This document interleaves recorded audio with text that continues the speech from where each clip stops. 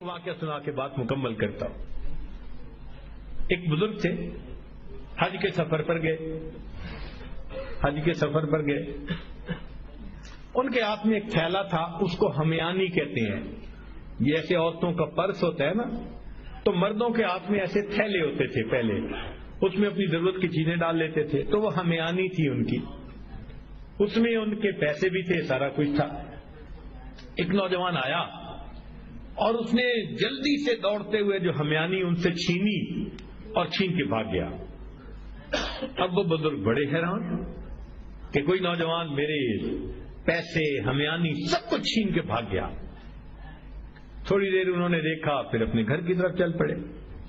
اللہ کی شان کہ جس نے ہمیانی چھینی تھی نا، یہ تھوڑی دور آگے گیا تو اچانک جو اس کے کیفیت ہوئی تو اس کی آنکھوں کی بینائی چلی گئی۔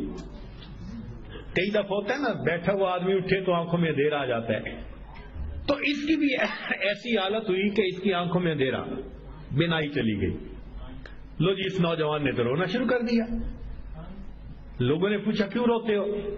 کہنے لگا کہ میں نے ایک بندے کا تھیلا چھینا، پیسے چھینے، مجھے لگتا ہے اس نے بد دعا کی، اللہ نے میری بینائی چھین لی۔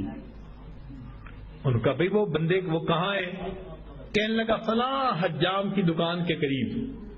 انہوں نے کہا ہم تمہیں لے جاتے ہیں اور ہم وہاں اعلان کرتے ہیں، اگر وہ وہاں ہوں بڑے میاں تو وہ تمہیں معاف کر دے۔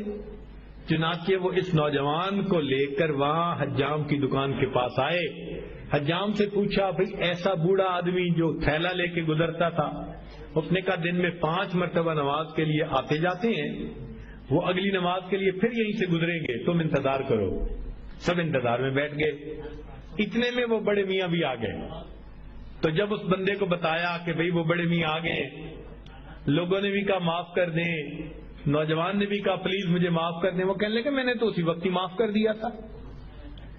بھئی معاف کر دیں، وہ بزرگ کہنے لگے میں نے تو اسی وقت معاف کر دیا تھا۔ وہ کہیں جی یہ آپ کے سارے پیسے لے کے بھاگ گیا اور آپ کہتے ہیں میں نے اسی وقت معاف کر دیا تھا۔ وہ کہنے لگے ہاں مجھے خیال آیا تھا جس کی وجہ سے میں نے اسی وقت معاف کر دیا تھا۔ تو لوگوں نے پوچھا کیا خیال آیا تھا؟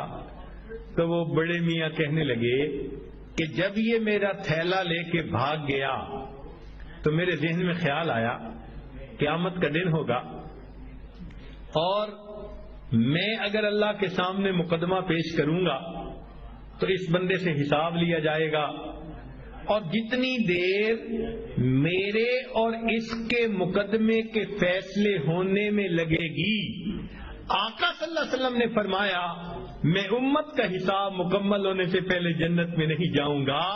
تو خیال آیا کہ جتنی دیر میرے مقدمے میں لگے گی، میری وجہ سے میرے آقا صلی اللہ علیہ وسلم کو جنت میں جانے میں دیر لگے گی، میں نے معاف کر دیا، نہ مقدمہ پیش ہوگا نہ میری وجہ سے میرے آقا کو دیر لگے گی۔ آج ہماری اگر یہ سوچ بن جائے تو ہم ہر ایک کو معاف نہ کر دیں کہ ہماری وجہ سے تو ہمارے آقا کو دیر نہ لگے نہ جنت میں جانے میں۔ اللہ اکبر کبیرہ۔ رب کریم ہمیں وہ ظرف عطا فرمائے، ہم اللہ کے بندوں کو اللہ کے لیے